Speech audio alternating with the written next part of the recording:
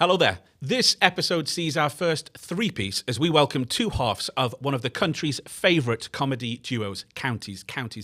During COVID, they kept us laughing with their hilarious three-word slogan parodies. On top of producing original content for almost every medium, they continue to write for various hit TV comedies. And all this while their own comedy shorts continue to go viral on social media. See Helen Mirren and Pierce Brosnan's Mobland auditions for reference. But these are the headlines, and it's the bits in between that we're going to dive into. They've been described as just two sexy boys making sweet comedy videos. By themselves, that was. I'm Shep, and this episode, we're getting notes from Larry and Paul. Let's do it.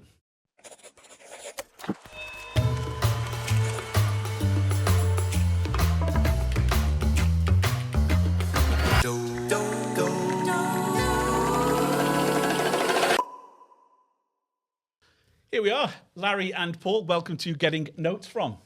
Thank you for having us. Yes, a great pleasure. Well, let's see. Let's see how it pans out. This is my first time, as I said in the intro, as a throuple, a three-piece. So let's see. I'm going to do my best to divide and conquer and split the questions. I'm sure there's some that you'll field together. Well, I mean, being a thruple's all about sort of boundaries of respect, just knowing how you feel, and if one person gives you the nod, then just go ahead. Sure. Yeah, and safe words. I was going to say, Lots of safe words. Yeah. Do we have one? Vernacular. That's a good safe word. Yeah. Lovely. So I like to kick off. There's a lot to cover individually and, of course, as Larry and Paul, the duo. We like to kick off with a bit of common ground. So I guess establishing how we all know each other. Paul and I met over 23 years ago. Don't. Yeah, we've known each other for longer than we haven't now. Yeah, that's mad, isn't it? Yeah, so we met, of course, when we studied acting at Bretton Hall. What was Bretton Hall. And Larry, I've gotten to know you ambiently through Paul. And I grew up near Bretton Hall, so it's very similar. So whereabouts did you grow up? Leeds. You were in Leeds. Okay. And Bretton Hall was part of Leeds University, wasn't it, when you guys were there, I guess? It was when we were there, wasn't it? Yeah. It was a campus, was it, at that point? Or had they quasi moved it?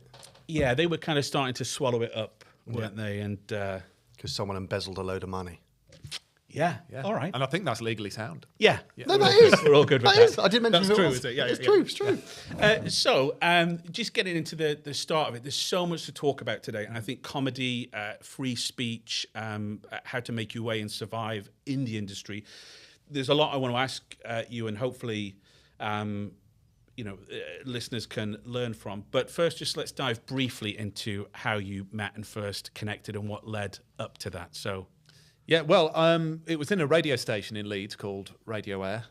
Rest in peace. The first purpose-built radio station in the UK. Yeah, it's still there. It's a funny little bungalow just outside the west of Leeds City Centre. Next to ITV Yorkshire, where they used to film Countdown and still film Emmerdale. Emmerdale, that's right, yeah. And so it's still there, and Greatest Hits Radio comes from there now. And we met. I was a newsreader for 20 years. That's terrifying, isn't it? So old. You'd been doing it for 20 years when the two of you met? No, thankfully, no, I'm not. I did have a tough paper round, but I'm not quite that far. Just checking. I'm not sure exactly how long I'd been doing it, but we met in 2007-ish. Yes. I think I'd been doing it for about 7 years up until that point. And I was a newsreader as a way to get onto the radio because I fancied myself as an entertainer. And then it took me another 13 years to stop being a newsreader after that. And we sort of bonded in the office. Well, we bonded over a particular article, didn't we? We did. Magazine. I wasn't. I was trying to get into behind the mic in any way I could, and I just thought one way in was through the promo team. So when you go to opening of a Wilco's, they would hand out vouchers, and it'd be one of those guys, with a branded Humvee as Radio Air had at the time. And I was doing it. So I was working in the sales team. I was in the office just doing spreadsheets just to try and be somewhere adjacent to the radio, sending my demo into the program controller at the time. And then I don't know how we met. We bonded over the hatred of this. In the magazine called The Leeds Guide, the last page was this column by a guy who owns a load of nightclubs in Leeds. He's a lovely man called Terry George, but this column was full of, when Cindy from EastEnders came to Leeds, I took her to the VIP area of my club and wined and dined her. And as you'd read it, just be like, what the fuck is this? Like the most insipid, horrible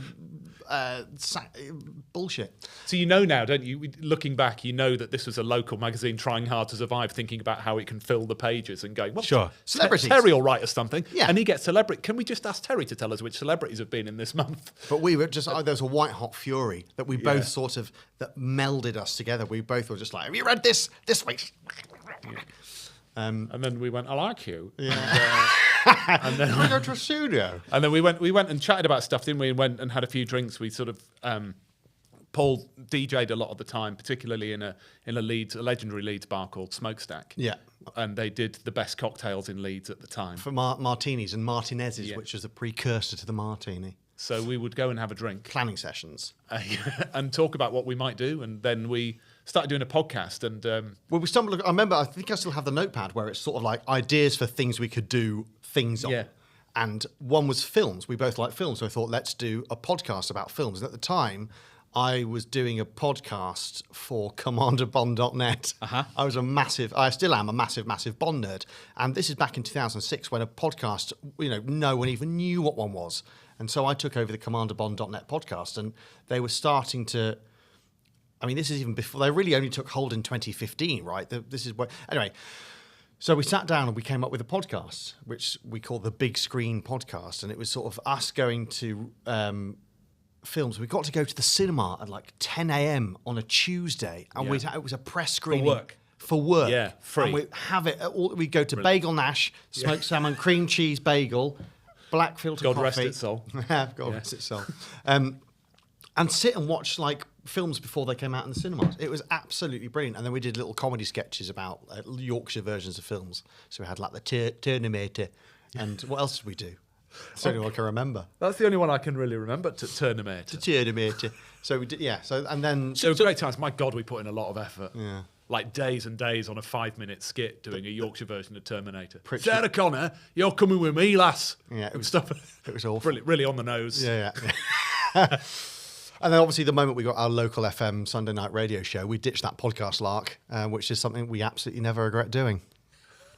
So, first time you get into the room, how was like? Obviously, there's a social chemistry between you, but what? And you were young at this time as well. But like, what was the process of kind of creating like, or how kind of pen to paper, and how you would workshop or share ideas together? Well, one big thing with a duo in a radio or any sort of context is working out your roles. And it took us so long and so many bad managers to go. Do you know what I mean? They used to, when we started out on radio, when we were sort of trying out really early days, it was obvious that you were the competent one, because there's always a straight guy and an idiot.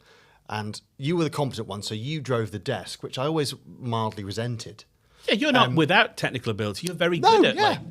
But I kind of but you always drove the desk. I was a bit like, I'm just sort of sitting there going, Being funny. being funny. That was your job. A sideways look at the news. Yeah, you were sidekick Simon. But it took us it took us a while, didn't it, to sort of work that out. And then we'd have loads of managers going, well, that's not your job. Your job is to say, come out of the song, back announce the song. Then I say something, and then you say. It all felt really weird. And I think we butted up against managers a little bit, because I sometimes say I don't think many of them knew what to do with us. And I don't mean that as a kind of like, they didn't know how to handle us. I don't mean that. I just think that we are very different characters. And then when we came together, we were doing something that was a bit different. I mean, it might be shit. I'm not saying it's, great. But we would have these conversations. I distinctly remember one manager saying, no, whatever you say, Larry, Paul, you've got to disagree with. And I was going, oh, no, that's not how we would work, because then one of us has to lie. If we actually agree. Yeah, but double act, there's got to be the tension. And we thought, no, that's not how that should work. But in commercial radio at the time, there was loads of stuff like that. You had to be this, and if you were a double act, you had to be that. If you were a male-female double act, he had to do this, she had to do that. You had to change your names from time to time. We had presenters that would have different names because their original names didn't fit. I was never Lawrence on the radio, ever. Yeah. Because that was the wrong name to have on a local radio. I mean, I grew up in East Leeds, but that was too posh a name to have on the local radio station, So there were all these things which we thought were sort of imagined rules that we didn't like to really stick to and just wouldn't do naturally.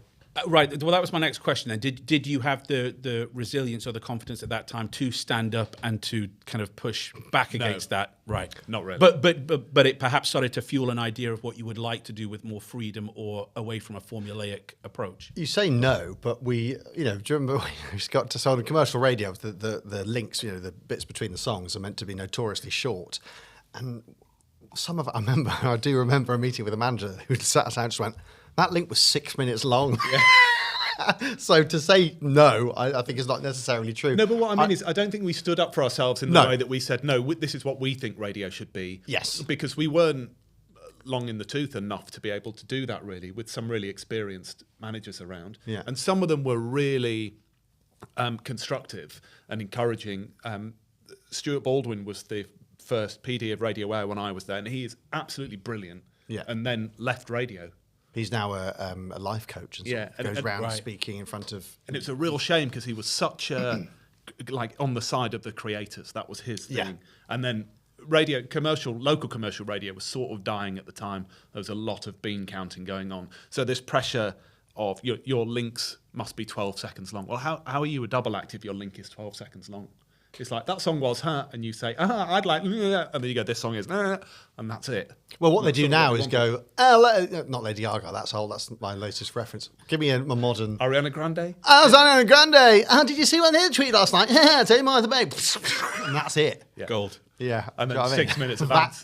Capital. There we go. And that's on the last episode, Sophie Ryder, the sculptor, was talking about not wanting to necessarily conform or to be taught the way to draw because she felt like she would lose her identity or kind of creative voice that she was organically establishing.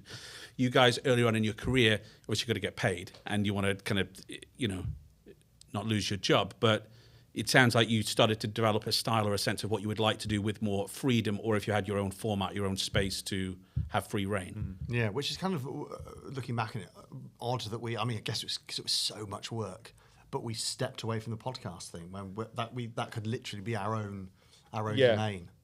But what we gradually found was that there were fewer and fewer places that we could slot into as an act. So we'd go down, we'd meet with Radio 2 or we'd meet with Six Music. And at the time, we were hugely inspired by Adam and Joe. They were incredible on Six Music. But even they were becoming outliers as the whole sort of, what's the first time you ever really smelt a song? And that's what Six Music has become now. That's their serious output. Yeah, that's their serious output. And then we increasingly were like, oh, hang on, we certainly don't fit commercial anymore, and now we don't fit in, Absolute or Radio 2 or Six Music. So in a way, it's a shame that we didn't continue with podcasting, where we would have had our own, our own space. I think in answer to your question about, I feel like there was something in there about learning the rules in order to break them. Yeah, and I think that is sort of what we did, but in a roundabout way, we knew what the rules were and we didn't like them.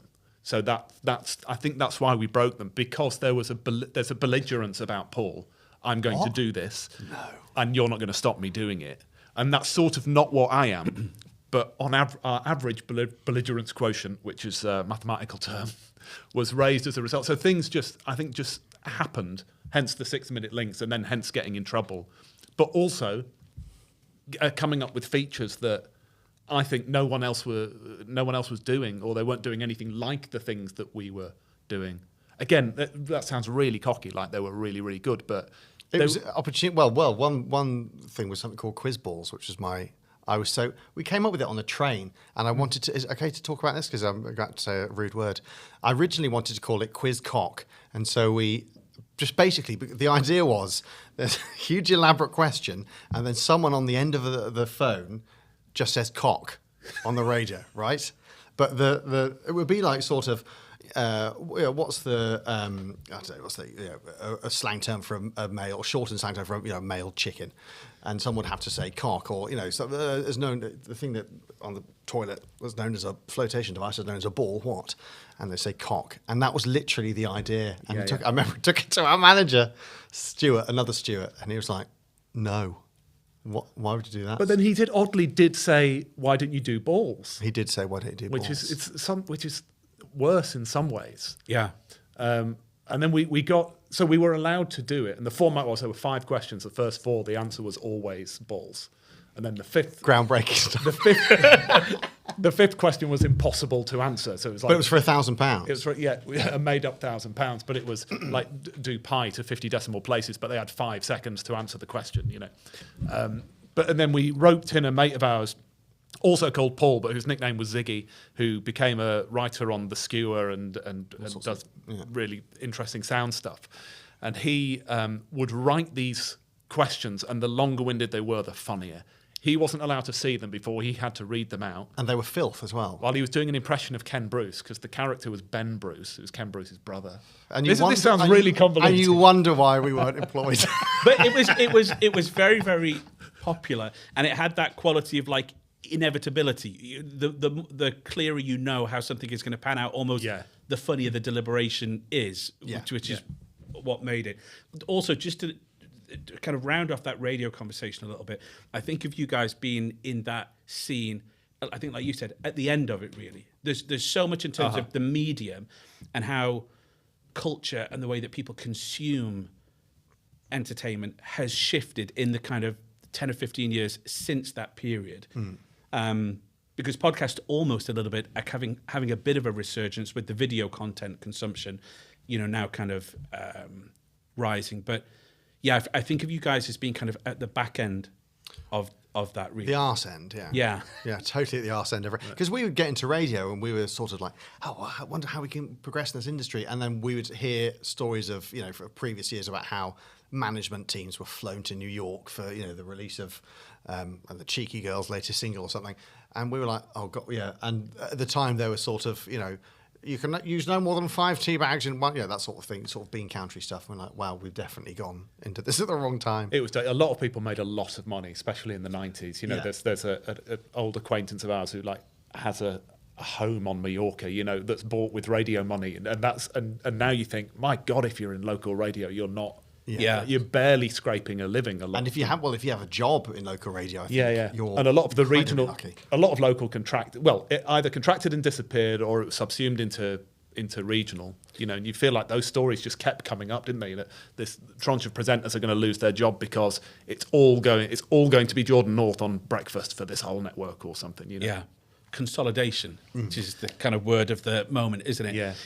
But also not just kind of with radio. I mean, the music scene in general, like Leeds, West Yorkshire, but kind of like Leeds, Wakefield, and some of the towns and cities, has an incredible music scene. And I always think when we studied there, obviously you kind of grew up there, like it was an incredible time to be there as well in terms of the artists that were coming through and the artists that would come and gig there. But adjacent to the decline of radio has also been the decline in nightlife as well, and kind of the club scene.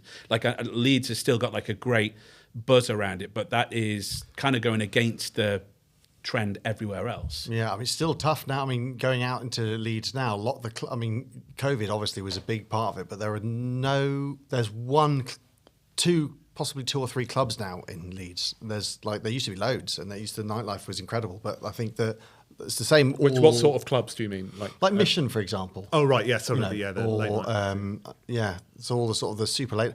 I think it's tough. You'd have clubs for every genre. You'd have bars, pubs, clubs for every genre of music that you wanted. Whereas now, again, that's all kind of you'd have like the Cockpit for. I remember watching. There's an amazing. So one of my favourite things to look at on the internet is a YouTube channel, BBC Archive. Absolutely fantastic. And I think it's on BBC Archive. There is a documentary about the Leeds music scene because it was so popular. People came from London to go to the Leeds music. Can you imagine having to leave London? Anyway, and it was a documentary crew following various aspects of the Leeds nightlife, and some of it was back to basics, sort of house music, and that was insanely popular. Time, a guy called Dave Beer, and they were following 2 guys called Colin and Richard who were opening the Cockpit, which ended up becoming an incredibly legendary Leeds venue that housed like Amy Winehouse, the Kaiser Chiefs all these people before they're famous, Nirvana. Anyway, and it was amazing to see this, and I think this would have been around the millennium, probably 99. And just to see what that's like now, is all of that is sort of gone. We saw Winehouse at the Cockpit around the time that we were studying. I remember isn't I Predict a Riot is written about the queue line to one of the Majestic, which is now Channel 4's national HQ in Leeds, which is City Square. Yeah. Which was a Majestic nightclub. But you had at that time the Kaiser Chiefs, the Arctic Monkeys, Richard Hawley down the road. I think even like getting eclectic, people like Corinne Bailey Ray was from Leeds. Black Lace, of course. Of course, Black Lace. And how could you not mention them in the same breath? Well, everyone around the Kaisers. I mean, the Kaisers were often talked about as the band that were at the top of the bottle that was under pressure. They were the ones that sort of came out the bottleneck. But there were tons of bands around at the time. I mean, Jules were incredible. And there's always been those bands sort of around that level in Leeds. I Like Trains, Alt J, English Teacher. I mean, Alt J and English Teacher have both won the Mercury Prize, but they're not sort of Kaisers Hang on. level of band. We were the first people to play Alt J on the radio. That is true. That's a true story. Before they were called Alt J. They were called El Moreau, were they? No, they were called Daljit Dalawal. Daljit Dhaliwal. Yeah. And we played Matilda. We played Matilda, yeah, which was on excellent that song. album, the Mercury-winning album. So we used to host on Radio Air a Sunday night show that was all about local music. We used to get 3 acts, and you'd ring in to vote which track you wanted to hear on the radio. And they, this gets to your point because they hated it. I honestly think the management at Radio Air, they hated it because we were playing stuff that wasn't tested. You know, there was a point where you would play a certain amount from the A list and B list and C list, right, in a given hour on commercial radio. But there was a point, and that was sort of based on the charts a little bit at the time, as was. There was a time when Adele had like 5 songs in the top 20. There was a time when we played 3 Adele songs in an hour fairly regularly. Yeah. And then, so we, on our Sunday night show, because I'd come from the last independent local radio station in the country was called Fresh in Skipton. And that's where I worked before I went to Radio Air. And I did a local music show on there. And I was determined to get some local music on the Leeds local radio station because nobody... And I was like, you've got the Leeds music scene and you're the local radio station for Leeds. Why aren't you playing something by anybody? You know, Corinne Bailey Ray would get played, you know, but that's only because she was a international artist now. And so, we would have this vote. Did we call it fresh meat or something like that on a Sunday night? No, I can't remember. But I did call during an interview accidentally called Colin Bailey Ray.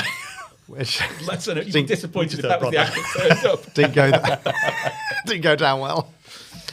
Excuse me. So let's just stepping away from that radio chapter for a little bit. Yes. Then the two of you come together in terms of comedy stylings and tastes. What were you each kind of bringing to the party? What did you have in common? And talk about that a little. I think the 3 of us we have tenets. We have sort of people who, like, for example, Armando Iannucci, Chris Morris, Steve Coogan. Who else? Talk to me. Russ Abbott. Black Lace. What an atmosphere. Great song. No, we absolutely bonded over British comedy. Well, mainly British comedy. Yes, I think so. I mean, Day to Day was massive for me. And the reason you became a newsreader was because you did an impression of Chris Morris. That's a true story, yeah. Which I could tell very quickly if you've got time. I mean, please. So satire led you into doing the actual. Yes. Yeah. It was quite fun. I mean, I worked in IT for a mobile phone company, and then my wife now, my girlfriend then, she was doing her final project at university, and it was to do with statistics, but it was sort of some absurdism in there. It was art of some description, and she wanted to have a newsreader read statistics, meaningless statistics, as if they were important. So, like the number of sesame seeds on a McDonald's bun was one of the things, and so I read these things as if they were a news story, doing an impression of Chris Morris. And then her tutor said, "Well done for hiring a professional newsreader." And I went, "Oh, maybe I could do that." And so that's what I went and did that. Mm. Well, I got work experience in a radio station. I didn't just go, "I'll be a newsreader now, please." In your studies then, academically, no. Had you pursued that at all? No, I hadn't done any journalism. So I learned on the job. Old school. Because people do media studies these days, but that didn't exist when I was at uni. You'd go into an entry-level job, kind of like you said, typically go into like a fair or a bonfire or a supermarket opening and work your way up through the... That's what I did sport, and it was mainly because they didn't have anybody who knew anything about sport at this radio station. But with sport, all you need to do is, as long as you talk about it, as long as you put that voice on, it's absolutely fine. And you go quite close to the mic. Sorry, Jack. So comedy stylings, you mentioned a few. Chris Morris was a segue into that. I feel like, again... much like kind of music, it was a good era for us in terms of character comedy and satire as well. There was quite a lot going on to be influenced by or to be inspired by, particularly for us as we went into studies. It was right at the end, I guess, of like Coogan's first big peak. People like Peter Kay and Gervais and things like that were about. When Gervais was good. When Gervais, I'm not repeating it.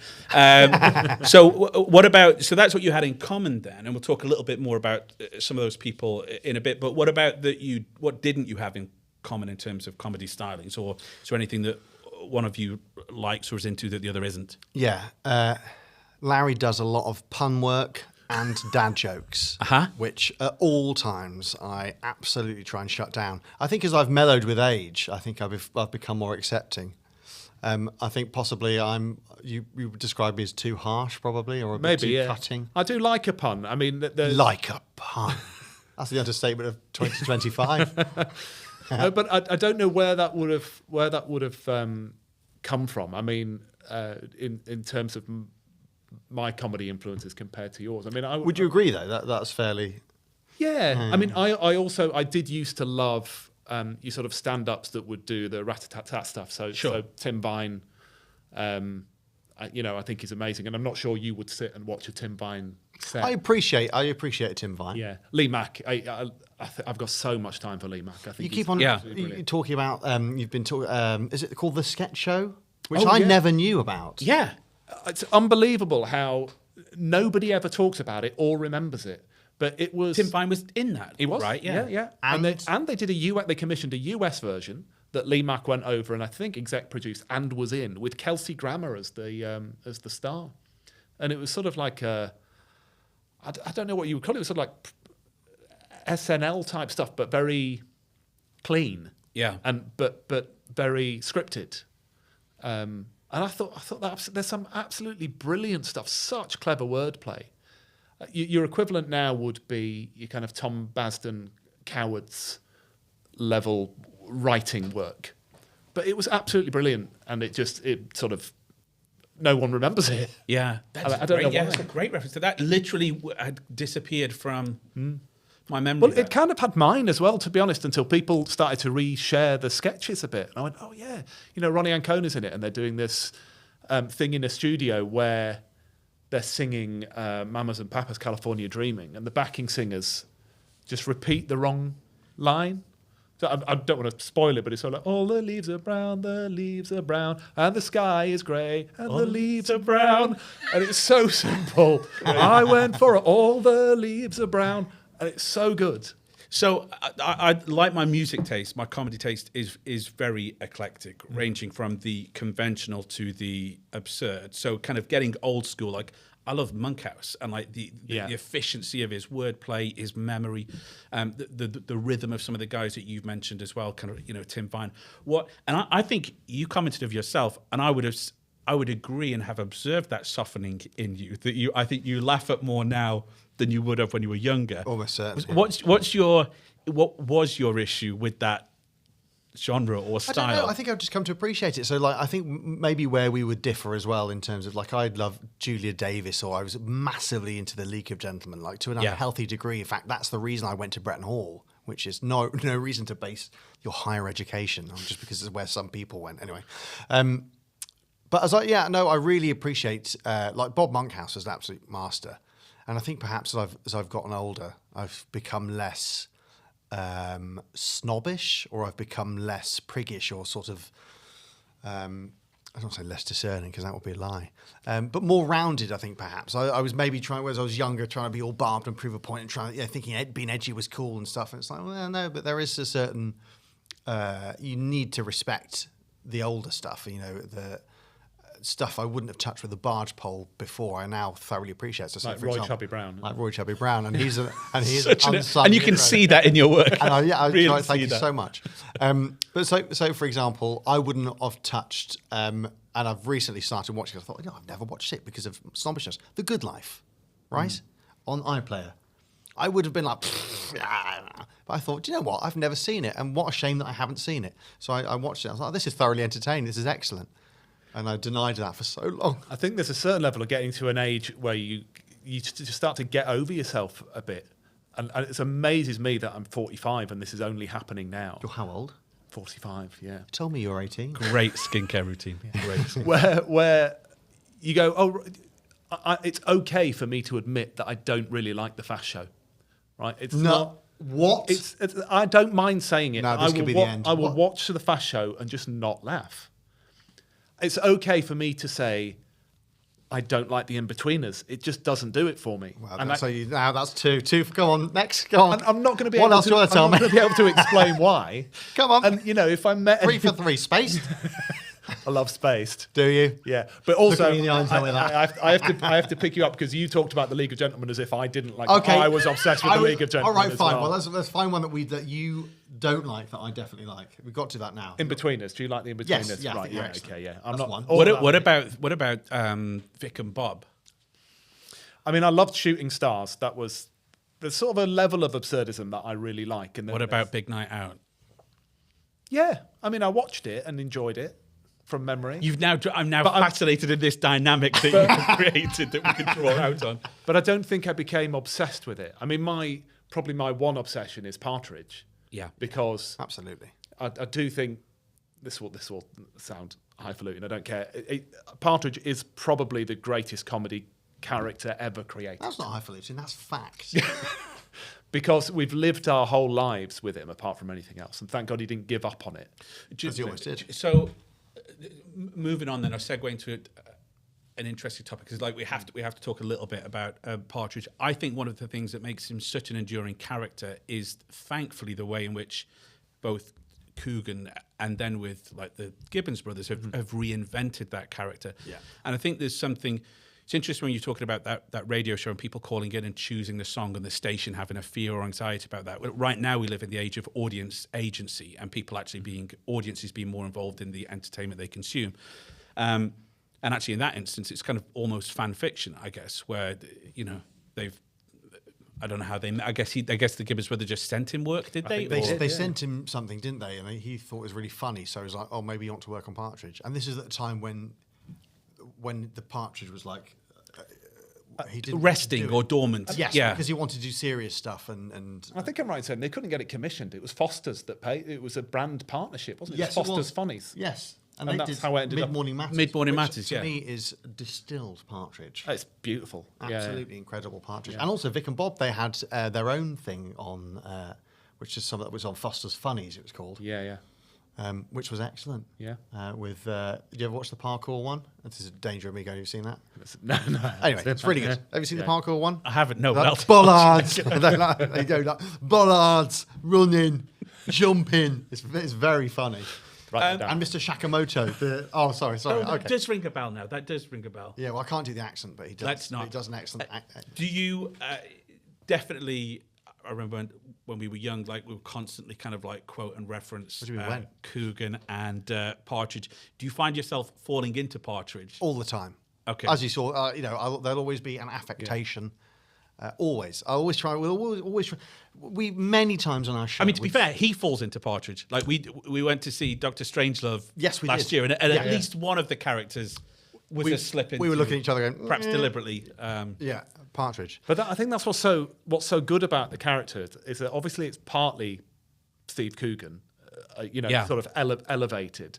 But I think there's so much depth to the character that it makes perfect sense that you would, us as our age now, would be a bit Partridge. We grew up thinking he's an idiot older man, and then we became him. Yeah. And let's be honest, when we were on BBC Leeds, we were two Alan Partridge. But our show is literally, we'd have what's the best mug. Yeah. Right? Or what's the best biscuit, which was ironic, and it was absolutely Partridge. Or the amount of times that we would have been going up to the top of the hour going,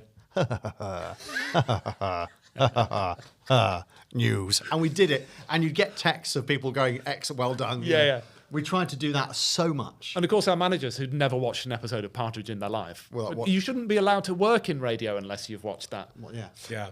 But there was a danger that we stayed in radio so long that we were actually becoming a couple of Partridges. And the best thing that happened to us, which is a horrible thing to say out loud, was COVID, because that was the end of that. Just before we hop on to that, a solid segue. But when you were talking about being in the studio and filling time, and I from doing like roving reporting and field work, then briefly came into the studio where I had to run the desk and interview the guest. Like I didn't like it.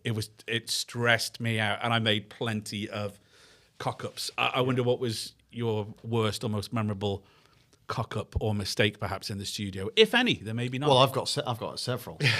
Not turning up is the... Well, not turning up is one. Not turning up would be one, but saying fuck on someone else's show because I thought the fader was down and it wasn't. And I got in trouble for that. But that wasn't my fault. It was her show. She lost control of a guest. Were you employed by that station? Oh, it was BBC. Yeah, Great. Great.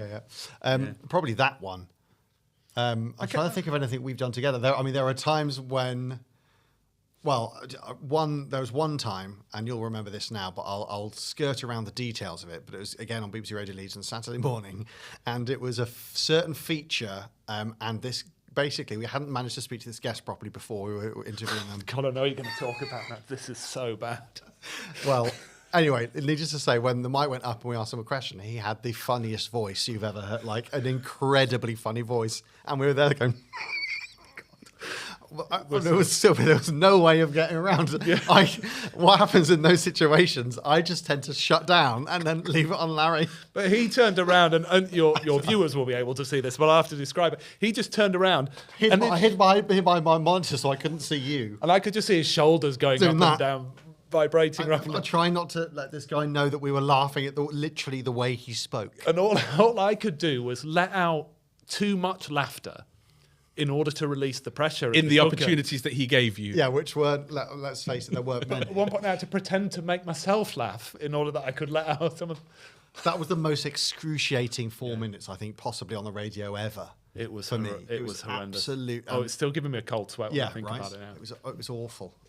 I was once interviewing the Leeds United and Manchester United footballer Jimmy Greenough, who my dad was quite familiar with, and I thought, this will be an interview that my dad listens to.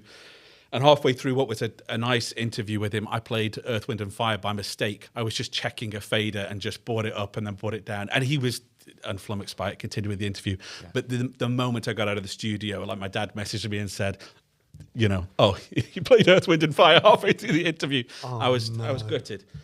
I was mortified. It's really hard. It's really hard to when the times that you were sort of more naturalistic than me, but the times where I presented solo, it felt like the equivalent of doing that, running the desk, being on your own, reading texts, being on time for the news and the weather, playing the ads at the right time if it was commercial, and trying to sound natural. I found that so alien. I find being in the studio with people so natural. I find sitting in a room by yourself going, a really funny thing happened to me on the morning. News and channel next is the least natural thing in the world. That's one of the best links. That. I thank you so much. And I hated it every time I tried to do it on my own. I hated it. I didn't even to me, what would make a difference is if I could see people in and around the studio, even that would feel a little bit better. But if you went in and you sometimes were in the building by yourself, it felt a little bit like canned laughter, kind of dead, weird. And you'll notice it now if you listen to if you're watching this or listening to this now and you listen to the radio. I mean, it's kind of it's a lot harder to spot now because they're literally allowed to talk for 2 seconds. But you'll find people. I find myself listening to radio shows going, why are you laughing at that? That is not funny. And they're going, never guess that'll be on the way to the supermarket. I wonder whether... Do you remember there was a time, obviously a couple of years ago, where there were a lot of viral Phil and Holly laughter moments? Yeah. And I feel like almost people saw that and thought, that's what people like. People like those moments where people lose it or go off script. Yeah. And then you get a lot of people perpetuating that. Yeah. Fake corpsing. Yeah, fake corpsing. So, what about performing live off the radio? You've obviously, I know that side of your life better. What about yourself, Larry, away from the studio? Well, we've done, in terms of comedy, we did for a couple of years, we did a live sketch show. We were part of a thing called the Not So Late Show with Ross and Josh. So these were two mates of ours who did like a spoof like a Saturday Night Live kind of thing, and it was Alternative comedy chat show where we'd come up with characters. It was really good. I had a memory pop up the other day, a picture of us backstage, and I saw actually you posted it on our Facebook page. And I did, thought, yeah. oh, he's having a senior moment. Would you there sitting in your pants getting drunk? Oh, good old days. 3 a.m. They were, though, I have to say, they were great times, and it was good fun. I probably didn't appreciate till later how much of a confidence boost it was to just be on stage regularly doing these sketches, and getting an audience response was probably formative in terms of knowing what we might write for an internet sketch that would work. And internet sketch, that's what they call them. Yeah, I think if I hadn't have done that, I think I wouldn't have had a clue what might have worked later on. I didn't think, if I may be so bold, I thought you were criminally unaware of how good you were live. Certainly in the earlier part of that. I remember you. I was scared. And you were like, I don't think I'm funny. I was like, you are funny, but you needed to do that over and over again to prove that you were. Yeah, and there were certain lessons in it because I played music live for a long time, so I wasn't scared of performing, and I actually enjoyed it and being in front of people and getting an emotional response. But of course, the specific one of laughter is, that it's so hard. I'm not sure I could actually do stand up. I must try stand up, but I'm not sure I could do it. So I think I was fearful for many reasons, and also there's all sorts of things that you don't until you've done it. You could read all the books that you want. You just simply don't know how to play something. Sometimes, well, as you both know, how you play something that's supposed to be funny. You should never. Obviously, you never play it as if it is funny, or you break the entire illusion. But sometimes you do. You're playing it as if it's funnier than it is, and that's what's the funny thing, and that's what the funny thing is. So it's the difference between those two things. I just did that thing that people do on podcasts where they wave their finger and their thumb about to demonstrate a my gap. gesticulation is out of control. I was watching an edit back this morning. I was like, it is like horrendous. I was just distracting from the absolute rot I was talking a moment ago. No, I think it's really interesting that, and to be clear, kind of I've never done stand up per se. I've done a lot of comparing work, and a lot of my material will be hopefully well-oiled links that I've refined and worked. And like you say, you listen to an audience and you really kind of just chip away to find that efficiency with the words and the rhythm of it. And you can feel when you're about to fluff it as well. Yeah. If you just hit it just wrong, or like the emotion or the tempo, or maybe you're thinking about something else because you're on autopilot, and then you realize, oh, I'm about to fuck it. Yeah. And then you do fuck it. And then that fuck it can often become a snowballing fuck it that is the rest of the set or act. If you lose confidence in what you're doing, you are fucked. And there's no way out. It's like a death spiral of a plane. If you lost confidence in what you're saying or what you're doing, or if you don't think it's funny and you don't sell it, you're gone. Sometimes you can bring it back, though. I think maybe not quite in the scripted comedy world, but if we presented shows or hosted like award ceremonies or whatever. We did one quite recently that started all right and went downhill very, very quickly. Yeah, that wasn't. Yeah, it was hard. But hang on, that was just a tough room. Like we've done tough rooms. But did you walk into the room and immediately?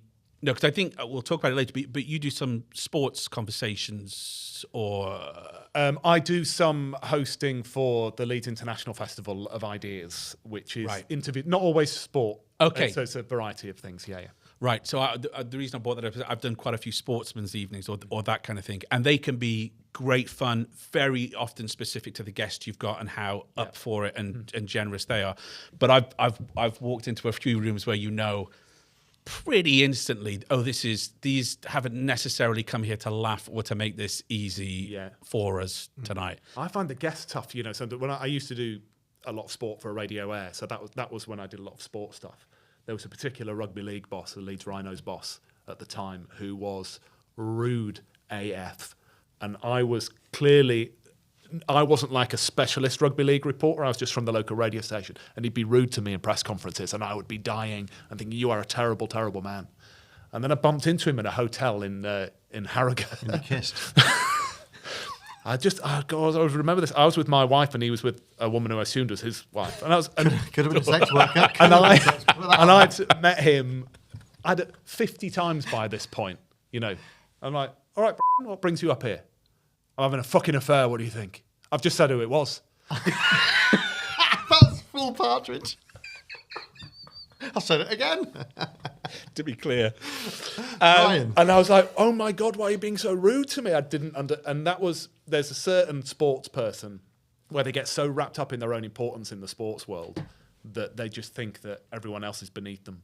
Well, not just sport. I think that extends Oh, yes. to... Yeah.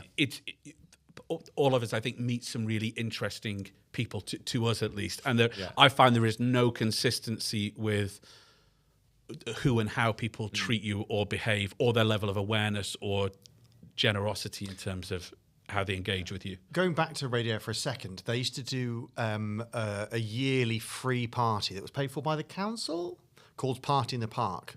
And it was in Temple Newton, beautiful part of Leeds. And they used to get the whole gamut of people off the charts.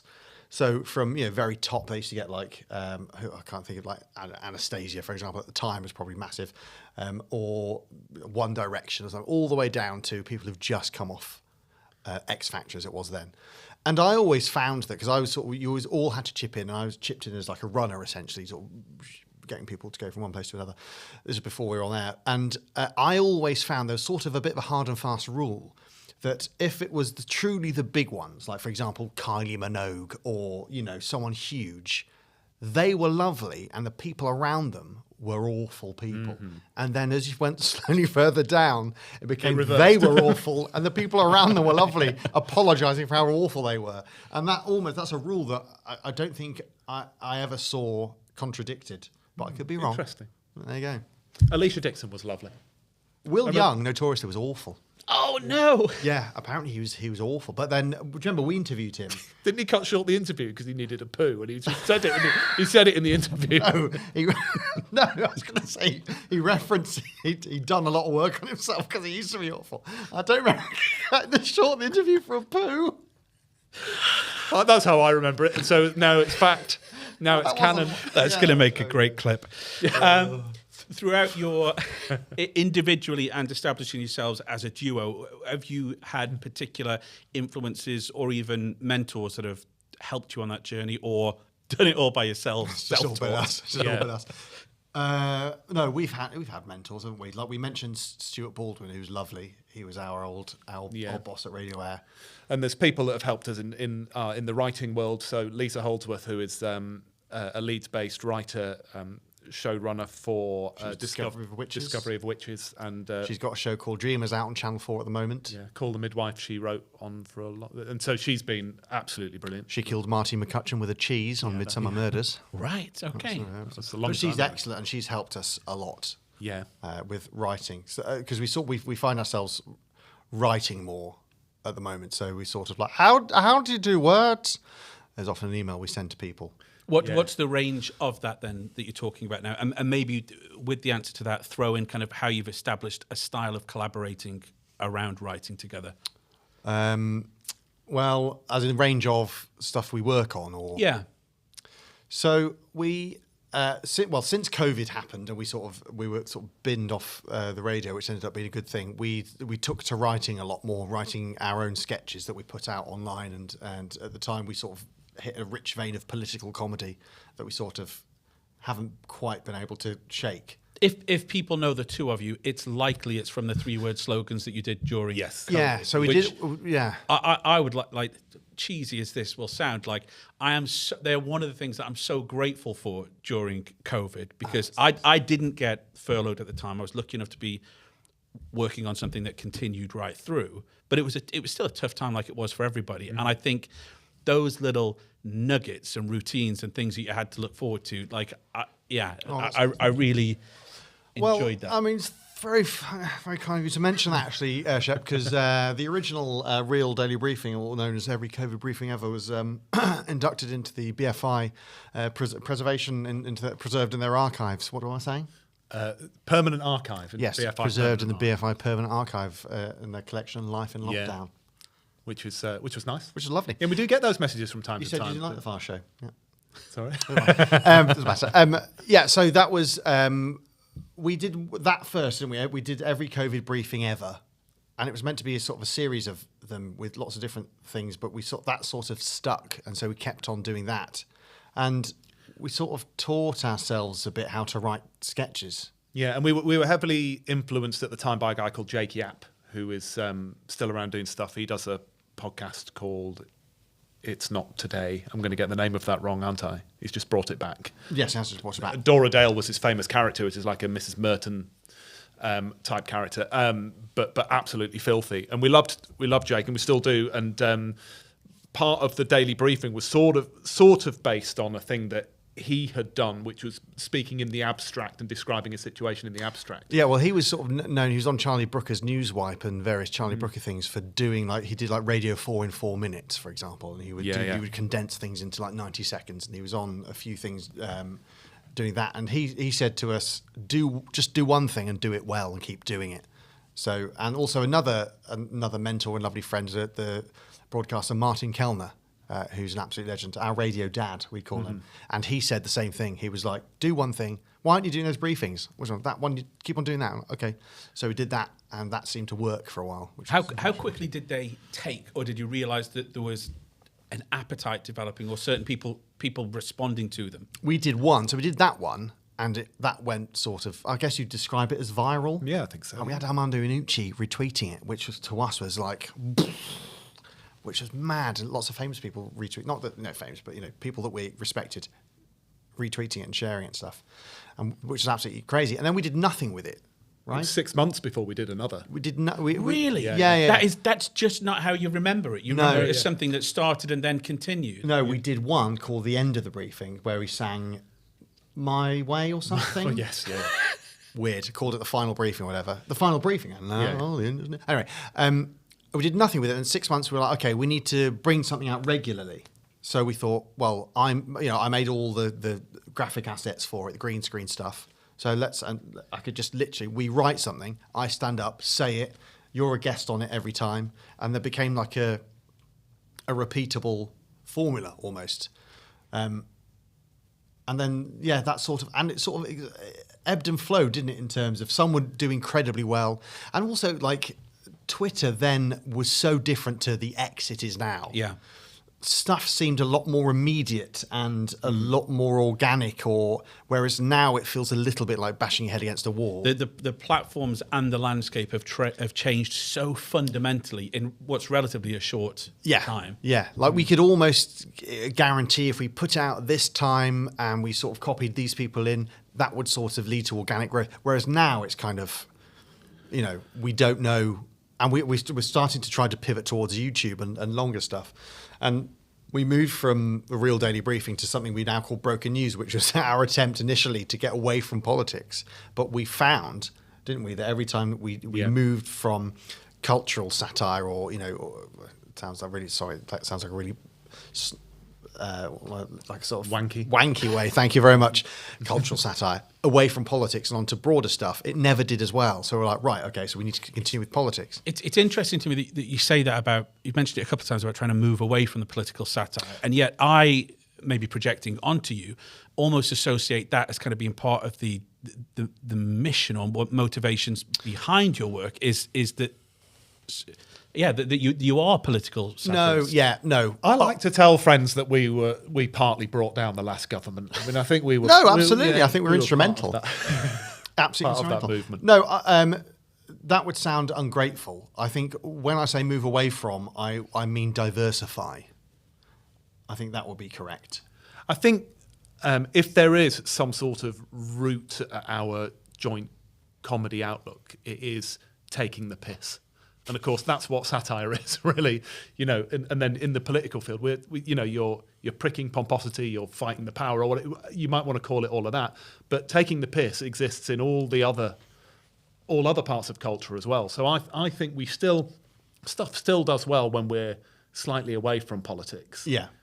If we're taking the mick out of hyper-religious people or... Well, even the audition pieces, cyclists. The audition pieces that you've done recently, they clearly tickled a mass cultural funny bone because people loved those. But yeah, and Helen Mirren loved it, and actually that was very nice because I was mortified.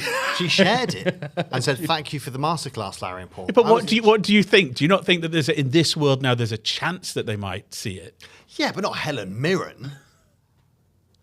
I love that she did it though, because No, Pierce Brosnan didn't know. Pierce Brosnan, he didn't. He didn't share it, but otherwise everything is Emperor's New Clothes, isn't it? I know a few people online are mentioning that the accents are sort of bad in Mobland. Oh, as soon as I saw it, I was like, we need to do something on this. Yeah. They are so bad. But so in that then, isn't sometimes great comedy is saying what people are thinking but nobody's saying. Same with art, really. And so again, this is me projecting, but what I enjoy about your work with the political satire is like, thank fuck somebody's calling this out or having a poke at it, as you say. But So am I right in to kind of describe that as a kind of mission or purpose behind your work, or is it as you described, Larry, like you just picking who you want to take the piss out of? I think it's difficult to explain, and I was going to talk about at some point on this podcast about chasing numbers, and I think that ties in here, because when you just said there about saying comedy being quite often saying what people are thinking but not saying, a lot of comedy at the moment, online comedy, is saying what everybody is thinking. Yeah, in enough numbers that you get people watching your video and sharing it to their mates. So that has bled through, I think, to some TV comedy. And I won't name names, but there was a recent show that came back, and the first sketch that was released from it, I was like, there's been 30 instances of online comedians doing this better than you've just done it, and they've done it for a lot cheaper, and it's much more shareable. And this is just the TV version of that, and it's not new and it's not interesting. I think if something drives us, we're almost saying we can't do the thing that is just for the algorithm. Yeah. And that's why we push back against the political thing sometimes. So, a mate of ours, Tom Walker, who plays Jonathan Pye, right, one of the reasons I absolutely love what he does is because he isn't just towing the line. And some people really disagree with him now. Some people on the left are having a massive go at the character, going, you can't say this about that. But I'm like, but hang on, you can't have it both ways. You can't have it both ways. Yeah. If he's going to have a go at fight the power, or he's going to have a go at double standards, then he can do that to everybody, by the way. Nobody's exempt from that. And I think he's really brave for doing it. And that's where I would like to be. I remember after the change of government, and it was such low hanging fruit towards the end. Like, it became almost a bit boring. When at least in the Boris days, you could be sort of outraged, but towards the end, when it was Rishi Sunak, and it's sort of a bit like, oh, come on. Every day there was some other. There was always thing. something. Yeah. And I remember sitting around with a few comedians who did stuff online, and the Labour government had just gotten in, and they were like, well, that's it. We've had a good run. That's us done. And I was like, what? No, yeah, well, we can't, most of the Labour was like, yes, that's the point. That's the point of us. That's what we need to do. We need to do that. And thankfully, they've given us so many different ways in order to do it. But I think that's really important. Is that and I remember when we were sort of in the thick of all the, you could say anti-Tory stuff, whatever, it was government stuff rather than Tory stuff, really. People saying to us, do you not get sick of Tory bashing? And it's like, well, I'm not Tory. We're not Tory bashing. What we're doing is we're taking the piss out of the people that are in power. If next time that happens to be Labour, we'll do exactly the same as we are, as we are doing. Because you're a big Tory, aren't you? So I love, and there's nothing I love than sitting in my massive stately home, sitting on my generational wealth and paying no tax and biting the heads off foxes. What made that last Tory government so ridiculous was that you had grandees like Michael Heseltine. You go, that's a Tory. That's a real one. And you go, what on earth are you doing? Fiscal conservatism, these are perfectly valid approaches to have to the world. Stand for something as opposed to just self-aggrandizement. And there came a point towards the end of the Conservative government where they were staying in whatever position it was, Home Secretary, Chancellor, whatever, for 3 months in order to get onto the after-dinner circuit and to get that sweet money from when you retire from the role. Two things just to wrap that section up. I think the commissioning piece and talking about algorithms, what I see a lot now is people are giving people more of what they're saying they want rather than giving people what they might want but they don't know about yet or they haven't seen yet. People are literally kind of data mining. Oh, everybody's talking about this and that they're enjoying this, so let's give them more of that until it's dead, and you're not giving opportunity to original content or content creators. And I really do wonder where that's coming from, and we might be able to think of a few examples between us, but you've got the stuff that makes big TV commissions, which tends to be lived experience, personal stuff, right? So Daddy Issues is the latest, big BBC comedy, and there's not me saying it's poor or anything. It's it's enjoyable to watch, but it's about personal lived experience. And then you've got the sort of influencer-led comedy or the famous person. But where's the next? Blackadder. No one's doing it. The amount of times you pitch a high concept thing now and they're like, no, we don't want that. I feel like somebody must be like, now here we go, Tom Basden, fantastic. Oh, hello. And how? Is he paying you for mentions? What's going on here? I wish, Tom, if you're at the start of the year. Tom Basden. but listen. No, Tom Basden. He is clearly a phenomenal writer and has been given an opportunity and has done something interesting with it, which is very good looking. He is good looking. Which is that family sitcom, which we all need, but also it's quite brave and it's quite culturally appropriate stuff. So I think that is maybe an exception to the rule. But I was thinking, I was thinking more of like your Father Ted, so his studio sitcoms. You know, the things that aren't about lived experience, but they're just about four characters, and there are sort of character, not tropes, but types, and they all fulfil a purpose, and people laugh at it. Only Fools and Horses, for example. That's not lived experience necessarily. It's a funny character that the writer John Sullivan found in a pub and thought, this is someone, let's do this. Where's that? But I worry more about, is there another Nighty Night? Is there? And that keeps you up at nighty night as well, doesn't it? But who are the next French and Saunders? Where's the next Cardinal Burns? But Cardinal Burns got dropped, and it's like one of the best sketch shows that's ever been produced. Yeah. Ever in this country, and they were like, it's probably too. I imagine they thought it was too expensive. Monkey Dust. Do you remember Monkey Dust? Yeah. Do you remember Monkey Dust? No. Insanely dark animation. BBC 1 or 2 series, possibly 3. And I got it on DVD. It's one of my prized possessions because you can't get it for love nor money. With all like famous comedians voicing all the really dark characters, like stuff like that. Brass Eye, for example. I hate to, that would never get made today. Not even by Channel 4, and they're meant to be alternative. They're not doing anything now. But where is the paedophilia-based comedy? Yeah. It's here. No, he's got 2 girls. Don't bring them into it. Moving on. I think the whole system is changing and evolving, isn't it? People might think that it's when you see somebody like Trump coming back into office or Bojo, as you mentioned, this must be a feast for comedy. I would imagine actually it's a lot harder to write when they are self-writing and performing so much of the comedy themselves. I think it does remove some of the power, actually. I know you've had this conversation about how nothing's beyond satire, and I don't think it is, but I do think it removes a little bit of power when they intentionally embrace the ridiculous. Well, can I counter you with 2 words? South Park, right? Mm-hmm. I know you can't necessarily do, the old type of satire or political comedy where you would sort of roast them about something. South Park, what they decided to do was just say Trump's got a tiny dick and he's having sex with Satan and they're having a baby.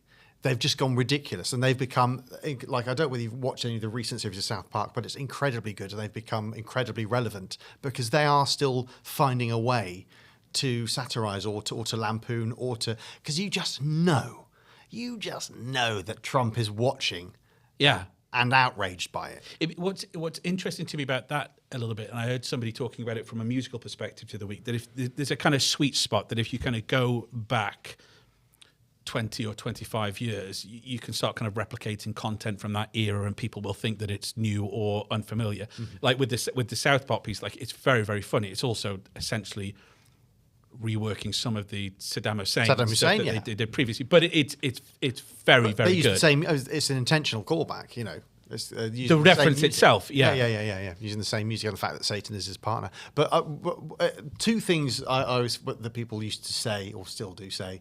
One is, that is beyond satire. because they're so ridiculous. Which I don't think is true. And then also the opposite is true as well. I do honestly think nothing is above satire. It doesn't matter how ridiculous it is. You can take the piss. You can take the piss out of everything. What about find a way? I agree with that wholeheartedly. And I think sometimes with tragedy, people think comedy sits a long way from it, where actually it's sometimes the best way for people to cope and deal with things that happen. But it must be, and I've seen you guys kind of reference what's making the headlines before or satirize that a little bit. It must still be a very delicate dance for you when you're dealing with stuff like that. Yeah, I mean, we have had long and involved conversations about Gaza. Yeah.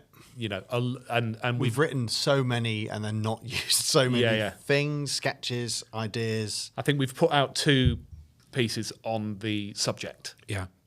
But we've probably discussed 10, and there's a constant push-pull and like what is appropriate and what feels like, because we think about these things a lot. Yeah. And we have fairly heated conversations about it as well.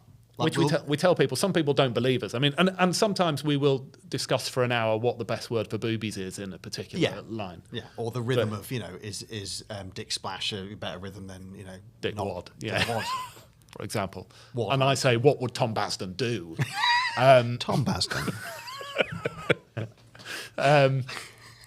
Yeah, but we do think about these things an awful lot, and also, at the risk of sounding like a 70s comedian who's been cancelled, sometimes we don't get it right. And we let you down. I look back on some things and I go, oh, yeah, maybe we'd have worded that differently if we'd have thought. Like what? I stand by it all. Yeah, the odd thing, I suppose. Sorry, I was about to make a very quick point about. Please, I step back from the thing that supports us on that, about the reason why we don't worry too much about offending people, is because we've come to realise that they will just, these days, if people want to be offended, they're going to be offended. They'll find a way. Sometimes, and we consider, but we obviously are both on the political left. It's fairly, him probably a bit more so. He's a centrist dad. I'm a centrist dad. I'm a communist. But there's a lot of people on the left with zero sense of humour, and they are the ones that shout very loud. Before you're about to tread on my toes, we're coming for you, by the way. But out of all the stuff, the touchy stuff that we've ever done, will you be able to answer this? Yeah. What is the one sketch that, when we put out, has caused the most consternation, that we've got the most? In fact, there's 2 really, but there's one that sticks to mind. Well, the one that sticks in my mind is when we made a joke about Diane Abbott. Oh no, that wasn't that one. And we got loads of messages that we were terrible racists because we'd made a joke about Diane Abbott. There's 3. Okay, what's the? Come on, don't let me down here, babe. The other ones that have offended people. Well, where we've got the most sort of, you two, you can't take the matter on this. Cyclists. Well done. Yes. So we did a broken news about cyclists, and that they're going to split off from the human race to form a new master race with Jeremy Vine as their lord and god.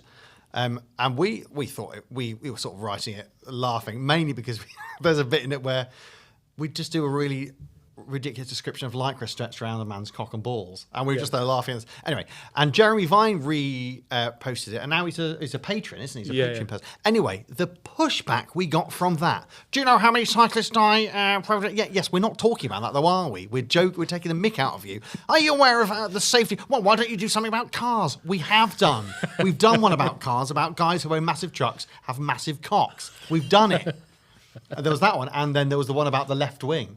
Joining left wing. Did we do a joke about Dan Abbott in that? Or was that something else? No, we didn't do a joke about Dan Abbott, but we did a joke about how joining the left wing. It was a modern version of the People's Front of Judea sort of idea, and it was. Well, what faction are you? All the things that people take. We are both leftist. Do you in your dynamic? Do you have a criteria that ultimately helps you make those decisions? And like you say, you're not always going to get it right or be completely happy retrospectively with your decision. But do you have a criteria, and or do each of you have a veto or a safe word for when one of you can actually just say, not for me? We just say it. Yeah. I think we have had that where it's probably been mainly me where I've said no, I won't do that. I'll just do it anyway. I do tend to get my way in the end. Is that fair? I don't mean to say that in an awful way. You get 80% of your way. Sometimes there'll be something that you will have written down, and I'll say there's no way I'm saying that. because you're a coward. And then, which was written by Tom Basden. Tom Basden. Yeah, no, we do have. Do you know what? One thing that I'm really, really thankful for in working with you, and we're going to start welling up in a second. No, is that, which I think is really important, is honesty. If one of us writes something, and it's mainly you, and the other one goes, "That's shit," the ability to be able to say that, or no, I'm joking. Like, it does work both ways. Like, if one of us says something, the other one can, without going, "Oh God, am I going to offend him?" Just by going, "We can do better than this," or "That's shit," or "That's wrong. I don't agree with that. Let's go further." That honesty, which you don't get, and is incredibly rare. It's like, I imagine, like a good marriage. One can only imagine. One can only imagine. Two follow-ups on that. Then sometimes you're working to deadlines. Mm-hmm. So do you also, like, it can always be better. You're looking at it thinking it can always be better, but there must also come a point where you're like, well, that's it. I think for me, that's our biggest thing, not to talk too much. Feel free to mm-hmm. But yeah, the amount of times where you look back on it and go, if only we'd had more time, we could have made that better. Yeah. We talked about that the other day, although I disagreed with you. I thought we did a good job. So when we write for Have I Got News For You, it's quite interesting because we're gag writers on that, which apparently. And our normal form is not gags, but I like gags. But some of your best friends are gags. And we will we'll discuss stuff, and so we sort of have a system now. You know, we'll look at a picture or whatever, and we'll go, oh, it could be something like that, and then we'll write that down. So we'll come back to it later. We'll work on the words later, and that was a really important thing that we figured out. You can do the words later. Just get the idea. Yeah, like it's something like that. Let's come back and tidy it up later. But that's to a deadline, quite a strict one. Yeah, and which the first few goes of that. Because the way it works is for when we write additional material. So who's potentially going to deliver the additional material? The host. The host. So additional material is usually 3 sections. The start of the show is in the news this week, and then there's the videos. I'll get the wrong way around. Videos at the start of the show, and then I'll leave you with the news that blah blah blah blah. Yeah, and picture. Sometimes the missing words. Sometimes the missing words around.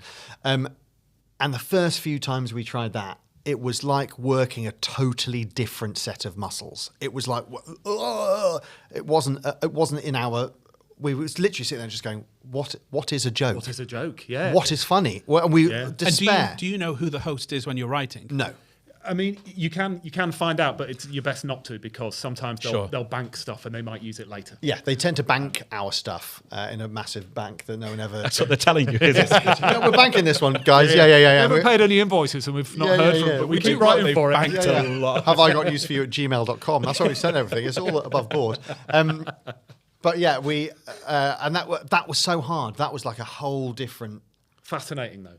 Fascinating. Because I remember we got called in last minute once, and I was on holiday in the Lake District and and you were in my mum's kitchen. In his mum's kitchen in Ireland. On holiday. We had to do it remotely, and I had to ask this campsite to allow me to sit in the back of one of their camper vans with my computer so that I could reach their Wi-Fi. And we're sort of going mad trying to figure out the wordings for jokes. Or you just look at a picture and just go, because you become more self-conscious because of where the material was going, because you wouldn't be performing it yourselves, or just the pressure? I think it's because, so when we're writing a broken news, for example, it's fairly obvious when he says something that makes me laugh, we feel like it's going to make our audience laugh. So that sort of goes down, and vice versa. If I say something that makes him laugh, that goes down, or we come up with some interesting new way of saying cock and balls or whatever, that makes us laugh. And it's hard, but the process is understood in our minds, and we know the format of a broken news. It's a news story. You're going to have the anchor saying this. You're going to have the reporter saying this. You might throw back. You might play around with the form a bit. When you're doing gags, there are a certain number of types of gags, right? I mean, and writers have written about this for years. There's some who reckon there's only 6 types of jokes. So when you're writing a number of them and it gets to mid-afternoon, nothing's funny anymore. No. Nothing is making you laugh anymore because you've used that up. It literally becomes man stands in room looking at thing. You literally say out loud, like, I've got nothing. There's nothing more we can do. And so you really start to rest on structure, and you start to go, what is the structure? And what's the opposite? What's this? What's the opposite of this? Yeah. How could that be funny? And then you start to almost mathsing it out, which isn't the term. Such a learning curve. Really interesting. And then you at the end of it, you think nothing you've done is any good. And then we tend to, when we come to write again for Have I Got News For You, we'll look back on the previous document, just sort of remind ourselves the sort of jokes we made then, and what got through and what didn't and stuff. And then we go, oh, that's quite good, that. We're reading them and going and laughing at them because it feels new and fresh. Whereas at the time you want to die. Well, is there stuff that you both laugh at in the room because it makes you laugh that won't make other people laugh? Yes. And we put them in. If it was up to us, Have I Got News For You would be a lot edgier. Like, we put some edgy stuff that we literally writing down, they'll never use this. It'll certainly be filthy. But at the time, a producer emailed us going, love those gags. They're not getting in. Fair enough. But kind of like the guy that you mentioned early on in your radio career, even that feedback is impactful. Somebody saying to you, guys, this is this is great, this is good. We're not going to use it for X, Y, Z. But just knowing that, I think, is useful rather than a wall of silence when you send it over. And it's nice. And of course, we appreciate that if you're running a TV show like that, that has to be fast turnaround. They're filming it on a Thursday night and it's out on the Friday night. They're editing through the night. It's right up to the hilt, and it has to be heavily legal all the time, constantly. That's such a difficult job for the head writers, for the staff writers to do.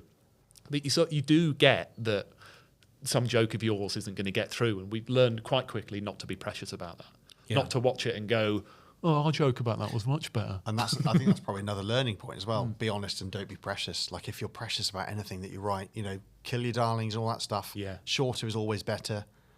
And what you think is an edgier joke is good for your sense of humour. Isn't necessarily good for the audience. Have I got news for you?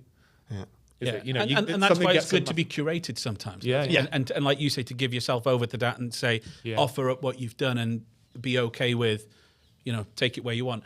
I'm mindful of time, which is running away. So I'm going to drop in a little feature that we do called Message and a Bottle. I believe you're both single malt drinkers. Oh, yeah. So we'll be sending a bottle to each of you at home to enjoy. But that bottle comes with a question that this week is from Ali Kay, also known as Alison Khan, who is a comedy writer, performer. She also runs the Big Comedy Workshop in and around Manchester, which is comedy and sketch improv sessions for young people. She's also done some nice ad work as well, not unlike yourself, Mr. Dunphy. Absolutely. But here's her question is, there's a knock at the door.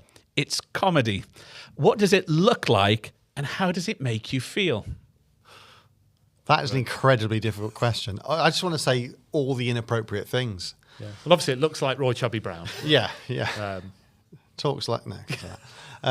What does it look like? What does it look like and how does it make you feel? She thought it was a good question because you could go shallow, deep, or in between. She wasn't sure what you'd throw up. God. Literally. It looks like salvation. So in the Western tradition, it looks like Jesus Christ. Pick your own tradition, and it feels like release. How's about that? That's nice. I was going to say it looks like Leonard Rossiter. He could have been Jesus. Yeah, and it makes me feel a bit sad. Let me ask you this, maybe as an extension to that. We live in really interesting, challenging, and changing, uncertain times. What role do you think comedy plays in that? What role would you like it to play in that? I think comedy there's a sort of, I think we're in not a dangerous time, but I think it is. I think it is that. Who's telling the truth now? Yeah. Who do you look at, like the pressure and the changes in the media, like these mass kind of corporate consolidations of communications and entertainment industries? Yeah. I think it's really interesting time for people to be looking to who is telling the truth without an agenda underpinning it or Yeah. sponsorship. So it's dangerous time, and there's kind of two ends of comedy that are sort of being eroded. One is that what, for example, I mentioned before, South Park are doing, or Stephen Colbert or Jon Stewart. That stuff is really important. Speaking truth to power and making funny. John Oliver, for example, all that stuff. And on the other end, the worry of I'm going to sound like I'm about to be cancelled here, but the worry of offending and the worry of has sort of rubbed some of the edges off comedy. So, like we said before, stuff like Nighty Night, stuff like Brass Eye, wouldn't be made now. So I think we're in a dangerous time, and comedy can help with that. But also, we're in a dangerous time, and we must be sure not to make comedy generic and shit. Yeah, culture and politics is a pendulum, right? It kind of swings back and forth, and Sort of like a big dangly bollock. like a big dangly balls. Yeah, balls. Great reincorporation. What I think is really dangerous with cancel culture is, or what maybe was the extreme of kind of political correctness a year or two ago, is people get scared of saying anything for fear of saying the wrong thing and then being cancelled or ruled out. Where actually, I kind of want a society or situation where people can be safe in the mind that they know they can make a mistake, and they might be punished a little bit for the mistake, or they might be corrected on that mistake, but that's not it. Because what happens when people get worried about what they say is they stop saying it, and then it's just permeating. These tensions are permeating under the surface, and nobody's talking about things or sharing ideas or discussing or debating. And I think that's a little bit where we're at now, is where a lot of people are just scared of, I don't know what the right thing to say is, or whether I can say that, so I'm just not going to say anything. And I think that's what's happening in commissioning, is people like, let's do Mrs. Brown's Boys again. The trouble is, if you're the problem is your bedfellows if you're part of the pushback, isn't it? And that's I think right-thinking person is desperate not to be in Tommy Robinson's camp. Yeah. But you also want comedians to be able to make jokes about things. Dave Chappelle should be able to do the sets he does. Finn Taylor should be able to do the sets he does. Ricky Gervais, and they don't like him, should be able to do the sets he does. You know, it should be allowed, because if they're... Because it's a democracy, if you're lucky. Well, but you hope that freedom of speech still exists. We all want that, don't we? Everybody wants that. And so if we're going to say that we want that, then you can't say that Ricky Gervais can't do a joke about trans people, for example. You can't say that Dave Chappelle's sets shouldn't be shown on Netflix despite his massive support. He's not doing anything illegal or whatever. And I don't know. That makes me sound like a right-wing type. But my concern, agreeing with what you're saying, is because then where does that audience go? Or are you then... But then there is a problem, isn't there? Like Stuart Lee says about Ricky Gervais's crowd going to his sets and think that he's talking at face value. I think Gervais is a lot cleverer than you think he is, clearly. He's talking at face value. He's there going, yeah, got character, isn't it? It's Ricky, but, not really. So, and that is a worry, isn't it? Have you watched Afterlife? It's terrible. Oh, come on. Is it terrible? Isn't it the most watched comedy of all time? Yeah, but I don't know. Yeah, it's terrible. And you're allowed to say that because it's freedom of speech. And that's fine. Yeah, but I prefer stuff by... Tom Basden. But also, but sorry, I should have said that. But like, for example, you mentioned Dave Chappelle and you mentioned Ricky Gervais, both doing trans jokes. Like, yeah. Well, I could have said Jimmy Carr. Roy Chubby Brown. Why can't he come on and do? Or famously, famously, Roy Chubby Brown is still doing, and people are still... Jerry Sadowitz. I met him once. He's a very lovely man. I mean, but we agreed at the time that the Sadowitz cancellation was absolute bollocks. Yeah. Should not have been a thing, and the Edinburgh Festival were absolute wet wipes doing what they did. It's inappropriate for them to not back up a comedian who you know what you're going to see, and then because there's a complaint from someone who wasn't directly affected, you go, ah! And that's what I worry about in comedy. That's how they responded, yeah. But We'll cancel it. Stop making that noise. In a posh Scottish accent. Oh, I'm offended. What's the best bit of advice that you've never been given? that you've had to learn yourselves or through making a big mistake? Get off your tits on coffee and email the person you think you shouldn't email. I wish I'd have learned that sooner. It sort of goes back to what we were just talking about as well. We did a sketch when we were on the radio, when I had our BBC Radio Leeds show, and we were doing sketches. We did one called the ISIS Closing Down Sale, which was basically Larry came up with a load of puns, and these were good ones, about because ISIS were sort of shattered, on the last legs. And so he came up and said, what do you think are these deals won't go on indefinitely? And it was, what if ISIS was like DFS, so it's like a rubbish sofa sale, and it was like, Daesh down to your local ISIS now. He's not laughing at this. He's not laughing, it's all right. It's fine. I'm not interrupting your audio. No, it's fine. I'll put it in after. I'll put the laugh in after. But we were Make it big. But we were obviously incredibly conscious not to be in any way taking the piss out of Islam or Muslims. We wanted it to be entirely about stupid ISIS puns, and also, giving them a kicking, especially as they're about to end, which is the safe time to do it. Not when they're in, the full thrust of their power. Anyway. So we went and we spoke to people, and we said, is there any way this could be misinterpreted? Blah, blah, blah, blah, blah, blah. And we tried to put it out on as part of our radio show. And as you probably imagine, BBC Radio Leeds were like, no, you can't do this. And we're like, oh, why not? And basically we got into a bit of a thing with them, which is one of the reasons we started thinking about leaving. But the long and short of it was, we had made the sketch and we'd spent hours over it, and it was a little gem, and it was just sitting in our Dropbox with nothing to do. And I was like, what are we going to do with this? So I got off my tits on coffee one morning, and I emailed at the time the head of BBC Comedy, Shane Allen, and I said, look, we've made this sketch. They won't let us put out. We're really proud of it. What do you think? And he emailed back within like half an hour going, it's great. Come down, have a chat. Let's get it put on. So that was the first time I was like, why haven't I not done that sooner? When you look up, if you do research, for example, if you're getting into comedy, or if you look at the production company who's making the thing, and you email the head of the production company, literally their email, guess it, Dave at, firstmicproductions.co. Just guess what, and send them an email. Chances are, you'll get an email back.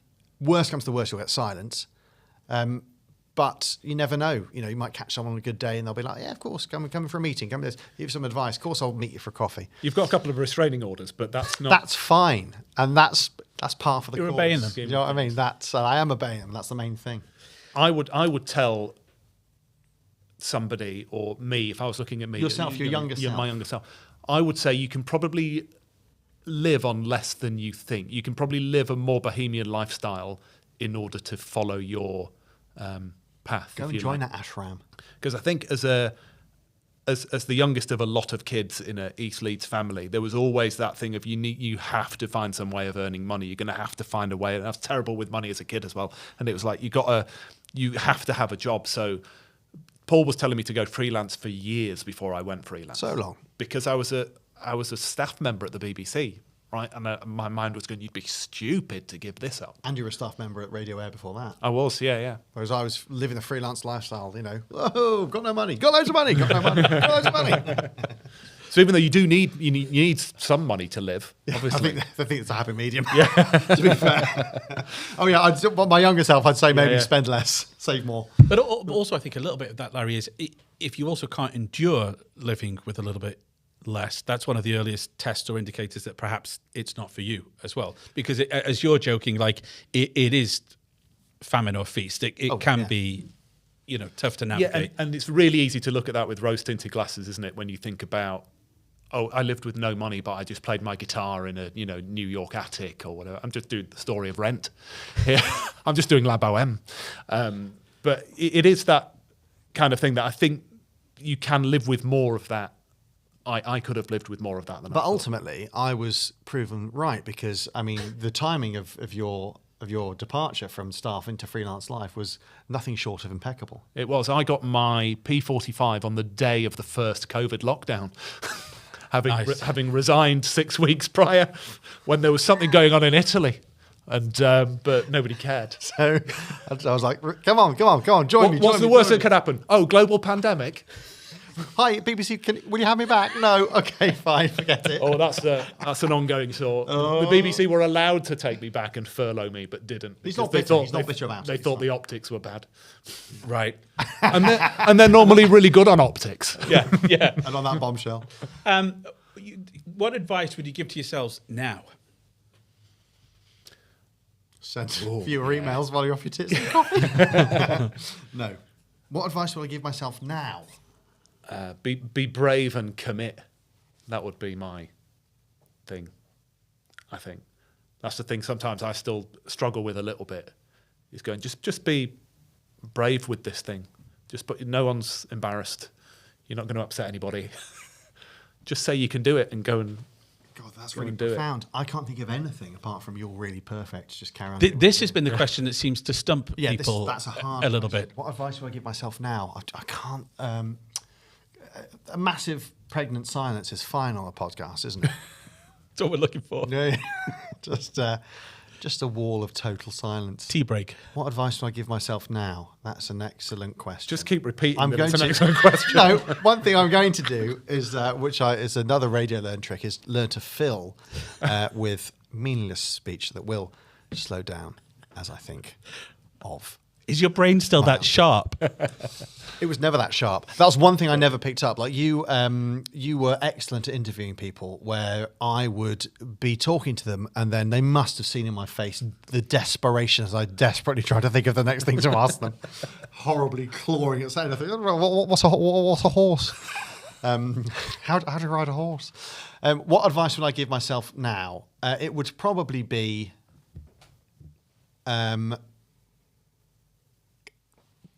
come up with a schedule. I've recently, as probably 95% of everyone in the planet ever, have been diagnosed with ADHD, which I've always known I've had. But what I didn't know was how to cope with it. So I was very much, to use a film analogy, the plastic bag in American Beauty buffeting around in the wind. Whereas I've since, it's actually happened, it's official, I've been diagnosed with it, I've been like, coping mechanisms. One of them is structure. Structuring your day, because I will very much be at the whim of, I'll go in and we'll start a day of writing, and sometimes I'll be like, right, I've got this idea, get this down, this one. And, most of it is gold. And then sometimes I'll go in and I'm like, I don't know. And I work in the opposite way. Yeah. See, I am like, I need to work on this now. Yeah. Or we've got a business as well, and there's admin to do with that, and it's sometimes I'm like, I've sort of got to get this done. And he's like, yeah, but come on, we've got to do a charity appeal for billionaires. Yeah. Oh, which is that's our next sketch. Yeah. Just fucking bring it. Someone else going to do it now. Yeah, absolutely. But yeah, it would probably be my advice now would be work smarter. Not harder. Not harder. Put that on a t-shirt. Yeah. We are a little similar, or historically similar in that respect, I think, in that we kind of burn bright and then maybe don't for a bit. Yeah. But both of us have recent changes to our personal life, which I think also necessitate structure and routine, which I have found very helpful professionally. Yeah. You mean he's had a baby? Yeah, on purpose. And you've taken up cycling. Exactly that. Yeah.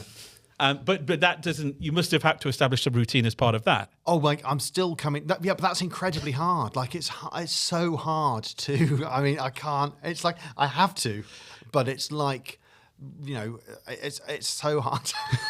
I find it so hard to be where I'm meant to be on a Tuesday. What's happening now at this time? What am I meant to? Do I have time to do this?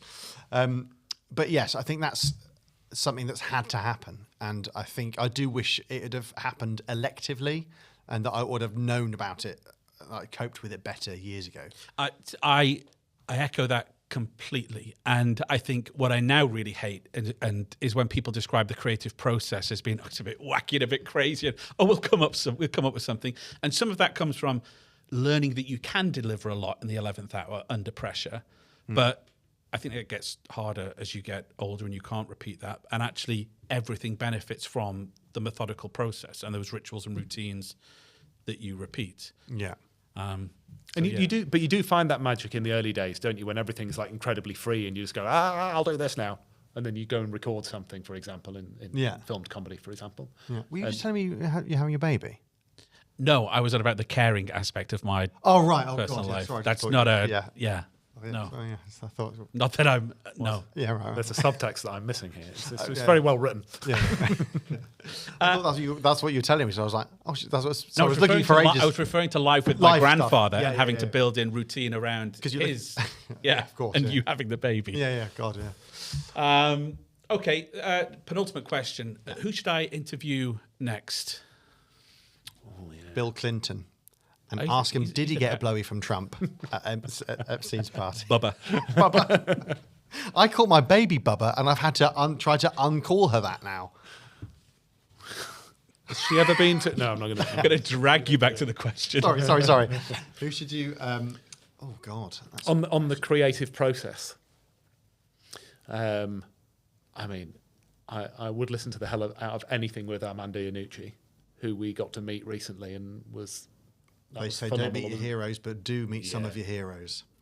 He was great. Yeah. Or like, I don't know, how high are we pitching? Well, I mean, let's Steven make Spielberg. it relatively. Chris, my business and creative partner, met Spielberg this year. No, he didn't. Yeah, he did. And? Well, within reason, I can't go into it. Within reason, anybody, but like achievable for my booking capability. So if we can bear that in mind.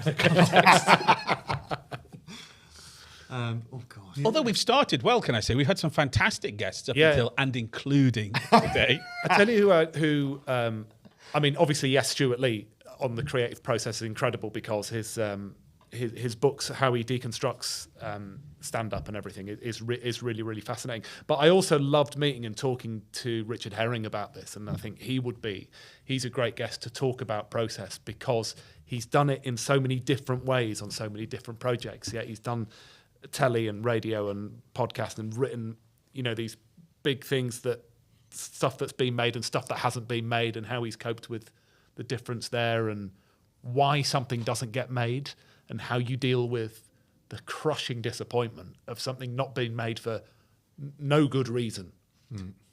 Which, I think that's already a huge theme or reoccurring theme in the conversations that we've been having, is that is something you need to become okay with, because where you live is in the process, not in the final product. If you live in and by the final product, well, you're fucked to begin with. You need to understand that so much of what you make and a lot of what you love that you make may never see the light of day or may never garner anybody's interest, and that's okay. That's part of the process. And also separating yourself from your work, which I find hard to do.